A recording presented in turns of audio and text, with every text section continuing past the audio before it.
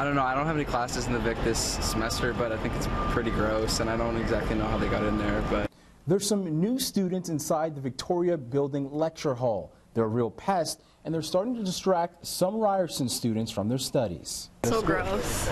Yeah. Like no comments, just so gross. Yeah. I wouldn't expect that at all. And then when we're studying, I don't want to be studying or writing an exam and then have bedbugs pop up out of nowhere. And he just said, oh, I don't know.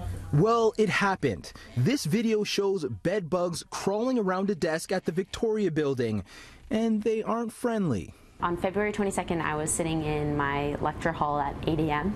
and I felt just like an itch on my hand, so I looked down and there was like this tiny brownish red bug. The bites didn't show up until about 2 o'clock that afternoon, so it was a few hours later. But then the next day it had swelled and just kind of taken over the better half of the back of my hand. Stephanie Phillips writes for Ryerson's Eye Opener and brought up the pest problem to university officials.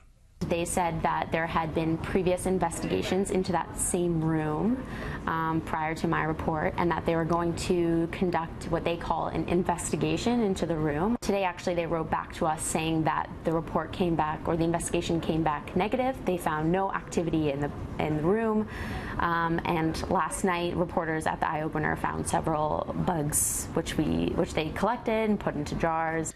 This apparently isn't new to Ryerson. The Eye Opener published articles in 2012 and 13 about a bedbug problem in a residence building. We reached out to Toronto Public Health, and they told City News that they have been dealing with an influx in calls about bedbugs in the city. They are aware about this case from an anonymous complaint and said in a statement, "While TPH does not typically investigate complaints related to private residences and buildings, we may provide general advice and guidance on pest control if requested, or investigate further if a health hazard is identified." Students are hoping this problem gets squashed before these pests leave the school and follow them home.